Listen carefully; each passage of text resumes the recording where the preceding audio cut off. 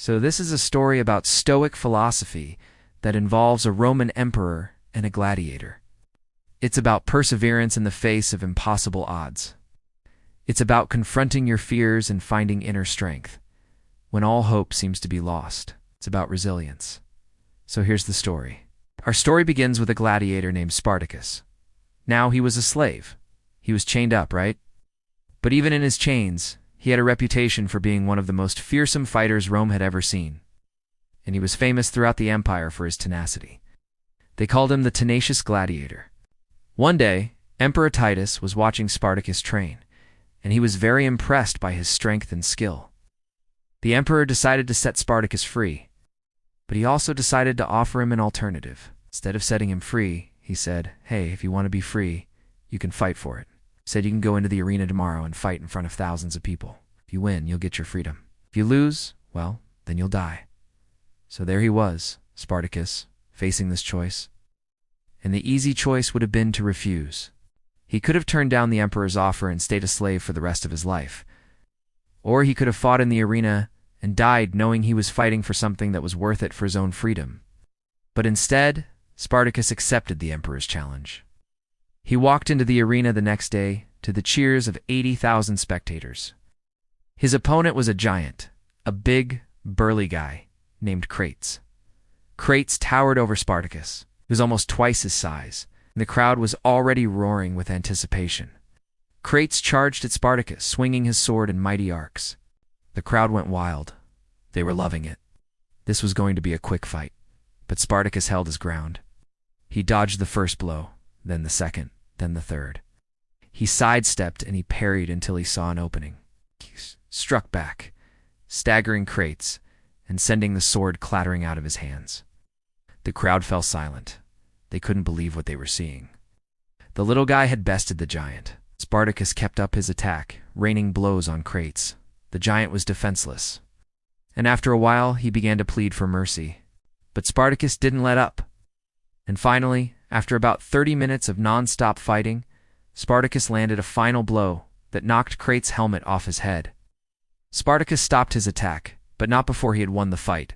The crowd erupted. Spartacus had done it. He was a free man, so he basked in the adulation of the crowds. He had proved himself not just as a great fighter, but as a symbol of perseverance, of courage and determination against all odds.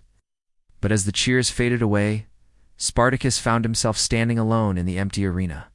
And he realized that the real test of his endurance was not in the fight itself, but in what came next.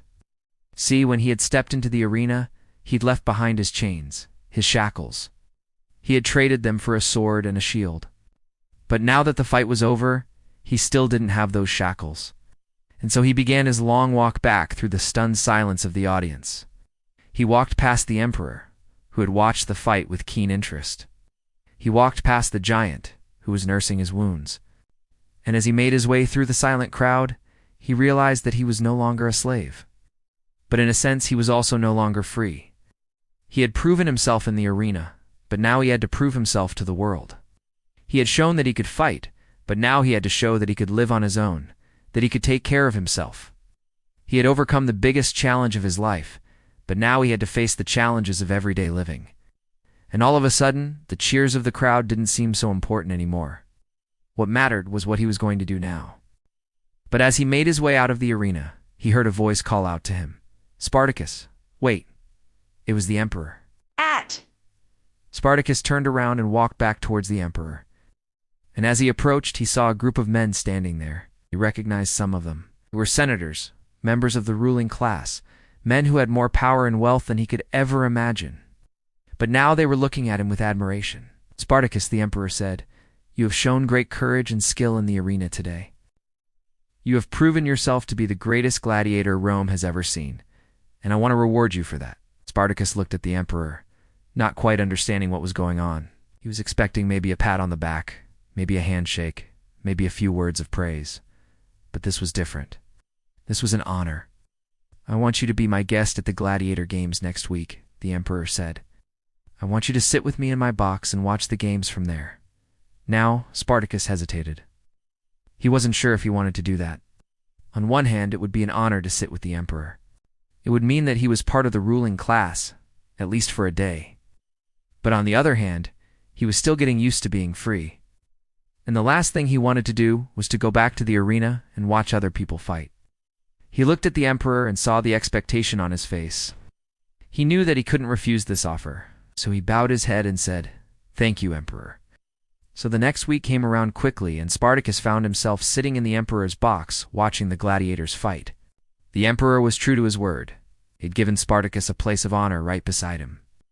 And Spartacus had dressed in fine clothes for the occasion. He looked every bit the Roman senator. But as the fights began, Spartacus felt a growing sense of unease. It was one thing to fight in the arena. That was an exciting, exhilarating experience. But it was quite another to watch others fight. He could see the blood, hear the screams, feel the tension and suspense. And it was all too much for him. He tried to focus on the games, but he couldn't help but think of the countless hours he'd spent in the arena himself. He thought of the pain, the sweat, the exhaustion, the fear. And as he watched the gladiators fight, he saw himself in them. He saw his own struggles and his own triumphs. And it brought back all those memories, all those emotions. Suddenly, Spartacus stood up. He couldn't take it anymore. He needed to get out of there. He started to make his way out of the box, but he was stopped by the emperor's voice. "Where are you going, Spartacus?" Spartacus turned around and looked at the emperor. He couldn't explain how he felt. He couldn't tell the emperor that it was too much for him to watch. So he simply said, "I need some fresh air." The emperor nodded, understanding. He knew what it was like to be a gladiator. He had fought in the arena himself when he was young. "Go," he said, "but don't be gone long.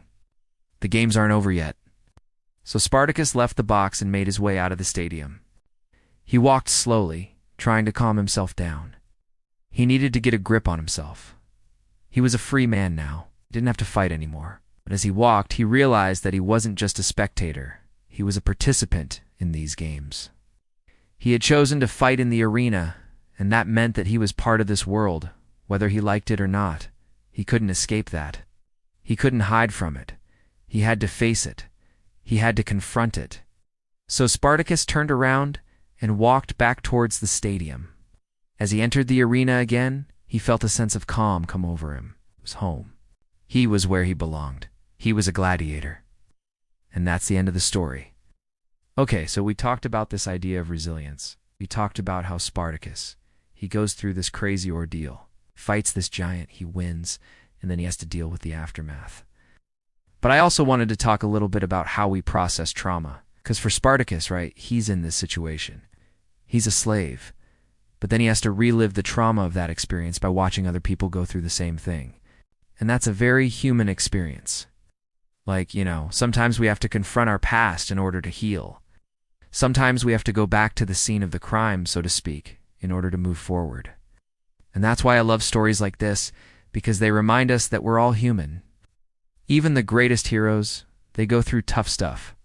And it's not always easy to bounce back from adversity.